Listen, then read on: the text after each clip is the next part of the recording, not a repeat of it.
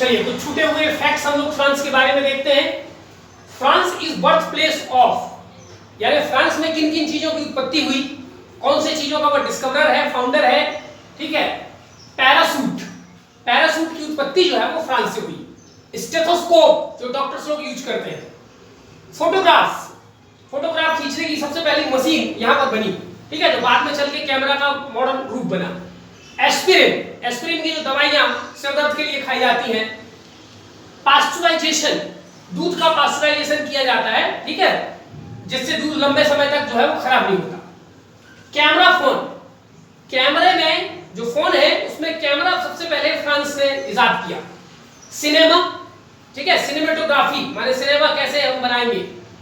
Braille language और etcetera, ठीक है, ये महत्वपूर्ण इन्वेंशन की डिस्कवरी है जो फ्रांस में हुई है, यानी फ्रांस इन चीजों का बर्थ प्लेस है। France was second most bigger colonial master, यानी यूके के बाद फ्रांस दुनिया का दूसरा बड़ा कॉलोनियल मास्टर था जिसने यूके के बाद दुनिया के सबसे ज्यादा देशों को गुलाम बनाया, ठीक है। फ्रांस ने सबसे ज्यादा यूरोप के देशों को और इधर साउथ ईस्ट के देशों में इंडोनेशिया में तो 10 थे, वियतनाम, ठीक है, इत्यादि देशों को इसने जो है अपना गुलाम बना रखा था।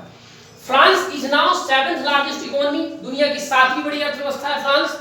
World's largest tourist destination, France की जो सबसे बड़ी ताकत है वो है वहां का टूरिज्म, ठीक है, तो दुनिया के सबसे ज्यादा लोग फ्रांस घूमने जाते हैं। पेरिस जो उसकी कैपिटल है उसको सिटी ऑफ लाइट और सिटी ऑफ लव कहा जाता है। सिटी ऑफ लाइट का मतलब दो मतलब है यहाँ पर। सिटी ऑफ लाइट का मतलब है एक तो पूरी दुनिया में सबसे पहले स्ट्रीट लाइटिंग पेरिस में हुई थी, इसलिए भी इसको सिटी ऑफ लाइट कहते हैं।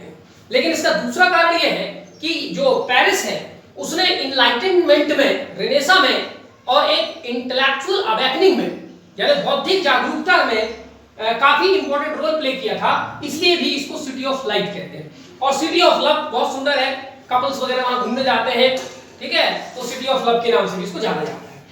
5th largest UNESCO world heritage site, France में दुनिया की 5th largest world heritage site पाई जाती है, सबसे ज्यादा पाई जाती है इटली में, ठीक है। एफिल टावर एक बड़ा इंपॉर्टेंट फेमस जगह है, एफिल टावर जो दुनिया का सबसे ज्यादा देखा जाने वाला और घूमा जाने वाला साइट है, ठीक है। Most visited place of the world is the Eiffel tower, Paris में लोकेटेड है। फ्रेंच राइबेरिया, फ्रेंच राइबेरिया हम लोगों ने पिछले नक्शे में आप याद रखिए एक जगह बनाई थी नाइस, ठीक है, तो वो नाइस के किनारे का जो तट है, कोस्ट है, उसको राइबेरिया कोस्ट कहते हैं। राइबेरिया इटालियन वर्ड है जिसका मतलब होता है कोस्टल रीजन, ठीक है। तो फ्रेंच राइबेरिया नाइस के आसपास का जो वर्ल्ड फेमस है टूरिज्म के लिए, वहां सबसे अच्छे रिजॉर्ट और होटल्स पाए जाते हैं, ठीक है। तो जहां कहीं भी राइबेरिया टर्म आए आप समझ लीजिए it is very much famous for tourism, ठीक। ये नाइस के आसपास, नाइस मोरक्को, ठीक है, वहां पर है। मैक्सिमम न्यूक्लियर पावर, सबसे ज्यादा विद्युत ऊर्जा में से न्यूक्लियर पावर से एनर्जी पैदा करने का काम फ्रांस करती है। इसके टोटल एनर्जी जितना वो पैदा करता है उसमें 80% कंट्रीब्यूशन लगभग न्यूक्लियर पावर का है। कार ब्रांड्स, कुछ इंपॉर्टेंट कार ब्रांड्स जो फ्रांस में बनते हैं, एक है Citroen, CITROEN, Citroen, DS, Piggott और रेनॉल्ट, ये इंपॉर्टेंट कार के ब्रांड हैं जो फ्रांस में बनते हैं। इसी के साथ फ्रांस से रिलेटेड जानकारी कंप्लीट होती है। अब हम आते हैं जर्मनी में। जर्मनी का हम लोग सबसे पहले नक्शा देखते हैं। नक्शे में सबसे पहले हम लोग देखने का तरीका होता है, सबसे पहले हम उसकी वाटर बॉडीज देखेंगे, उसके बाद उसकी लैंड, कौन कौन से देशों से उसकी सीमा मिलती है। तो चलिए सबसे पहले वाटर बॉडी देखते हैं।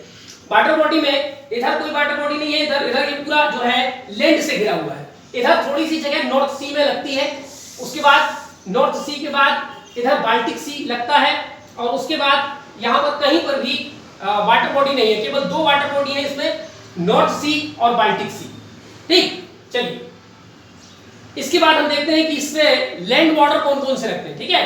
तो जो जर्मनी है उसका लैंड बॉर्डर लगता है नीदरलैंड के साथ, फिर इधर आ जाते हैं बेल्जियम के साथ, लक्जमबर्ग के साथ, फ्रांस के साथ, स्विट्जरलैंड के साथ, फिर इधर ऑस्ट्रिया, चेक रिपब्लिक, पोलैंड और डेनमार्क, ठीक है। तो कितने देशों के साथ सीमा लग गई? 1 2 3 4 5 6, चेक रिपब्लिक 7, पोलैंड 8 और डेनमार्क 9 देशों के साथ इसकी सीमा लगती है, ठीक है।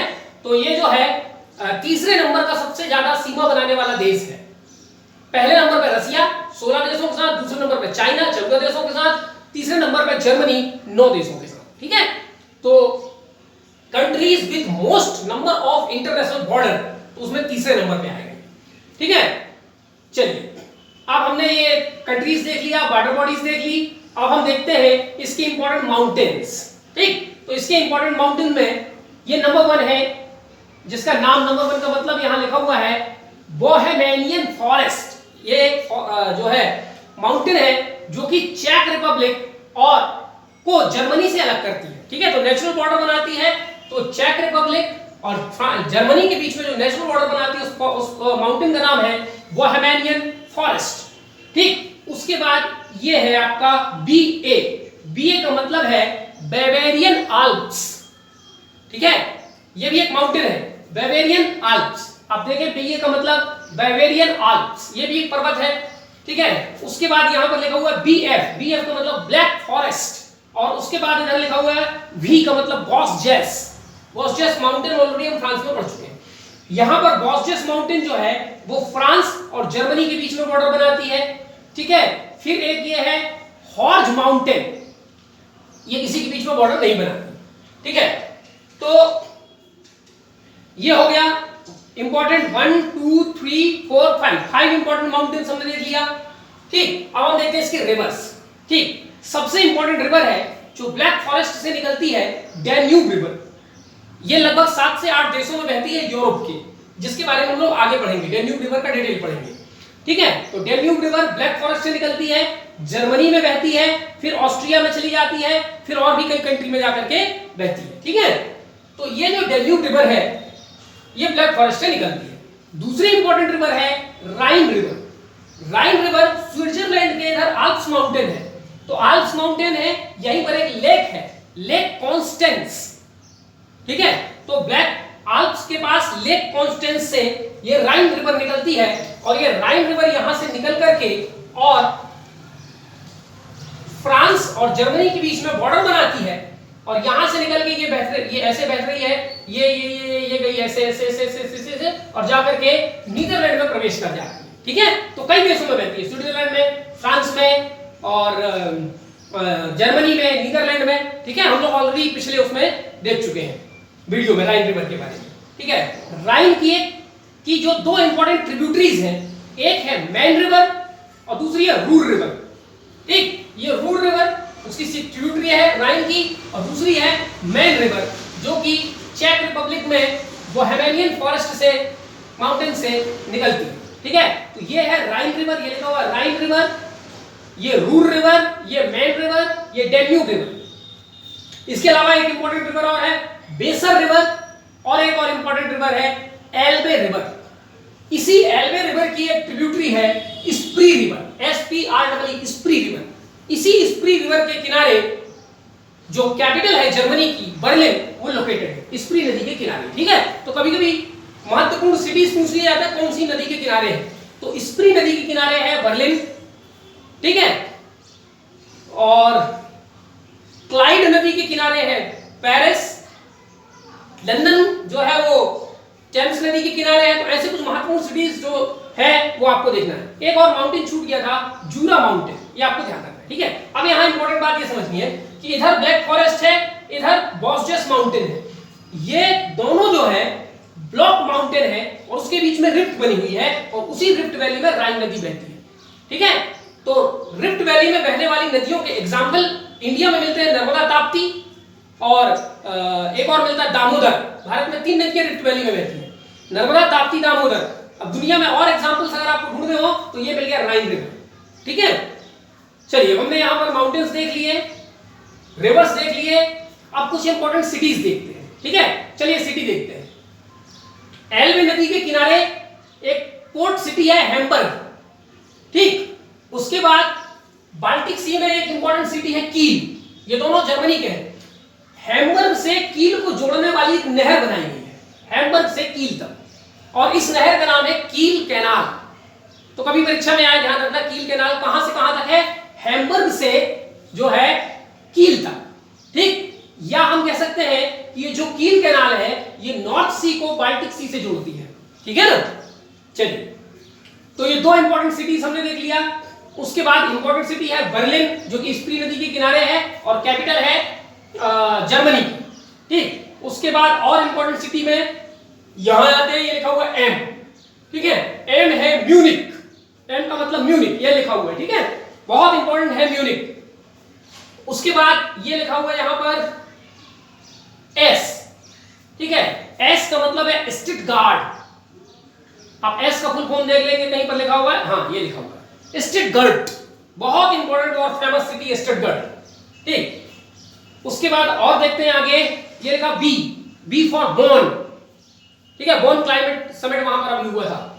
सी कोलोन, बहुत फेमस जगह। एफ बहुत फेमस जगह फ्रैंकफर्ट। डीएस डसेल्डॉर्फ, बहुत, ये सब जितनी भी मैंने जगह यहां पर लिखे हैं मोस्ट फेमस जगह है जर्मनी की, ठीक है, डसेल्डॉर्फ। और फिर ये है डी, डी का मतलब है डुइसबर्ग, ये डी का मतलब है डुइसबर्ग। तो ये कुछ इंपॉर्टेंट सिटीज हमने देख लिया, कैनाल देख लिया, रिवर्स देख लिया, माउंटेन्स देख लिया, उसके बॉर्डर देख लिए, तमाम जानकारी हमने यहाँ पर जर्मनी के बारे में कंप्लीट कर लिया, ठीक है। आप भी अपने साथ में मैप और एटलस रख करके इसको काम कीजिएगा, ठीक है। चलिए अब हम शुरू करते हैं जर्मनी की कुछ जानकारी। निकनेम्स, जर्मनी के जो निकनेम है, नंबर 1 उसको बीमर रिपब्लिक भी कहते हैं या वाइमर रिपब्लिक, ठीक है। तो द्वितीय विश्व युद्ध के बाद जो है जर्मनी में एक राजतंत्र शामिल था, बाद में फिर वो रिपब्लिक बन गया था, उसी के नाम पे उसको बीमर रिपब्लिक या वाइमर रिपब्लिक भी कहते हैं जर्मनी को, ये ध्यान रखना।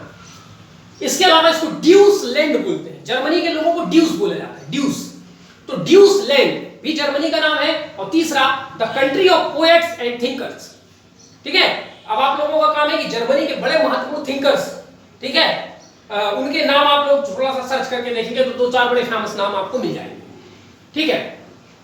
तो जर्मनी को country of poet and thinkers भी कहा जाता है, ये निकनेम हो गया, ठीक है। यहां पर ये मैंने जो शॉर्ट नेम लिखे उनके ये फुल नेम हो गए, ठीक। चलिए और कुछ जानकारी हम लोग देखते हैं। Germany Poland border is known as Hindenburg line और ऑर्डरनिस लाइन। यहां पर ये जो पोलैंड है और जर्मनी है, इसके बीच में जो बॉर्डर बनता है, उस बॉर्डर को जर्मनी के लोग हिंडेलबर्ग लाइन कहते हैं और पोलैंड के लोग ऑर्डरनिस लाइन कहते हैं, ठीक है। तो कभी आ जाए कि हिंडेलबर्ग लाइन या ऑर्डरनिस लाइन किन दो देशों के बीच की जो है बॉर्डर लाइन है, तो आपको ध्यान रखना है। अगली बात देखते हैं। After second world war Germany was divided into 2 parts through Berlin wall, ठीक। द्वितीय विश्व युद्ध में जर्मनी को रिस्पॉन्सिबल माना गया था और जर्मनी हार गया था। जब हार गया था तो जर्मनी को सजा के रूप में बहुत सारी चीजें की गई थी, लेकिन जर्मनी के साथ जो सबसे बुरा हुआ, जर्मनी को 2 भागों में बांट दिया गया था, एक वेस्टर्न जर्मनी और एक ईस्टर्न जर्मनी। वेस्टर्न जर्मनी का नाम था जर्मन फेडरल रिपब्लिक और ईस्टर्न जर्मनी माने उधर वाला जो जर्मनी था उसका नाम था डेमोक्रेटिक जर्मन रिपब्लिक। और दोनों के बीच में, दोनों को अलग करने के लिए बहुत बड़ी दीवार खड़ी की गई थी, उस दीवार का नाम था बर्लिन की दीवार। 1990 में इन दोनों जर्मनी के दोनों भागों का विलय आपस में हो गया, यानी एकीकरण हो गया और बर्लिन की दीवार गिरा दी गई 1990 में। तो जर्मनी का पुनः एकीकरण 1990 में हुआ और 1949 में 1949 में इसको 2 भागों में बांट दिया गया था।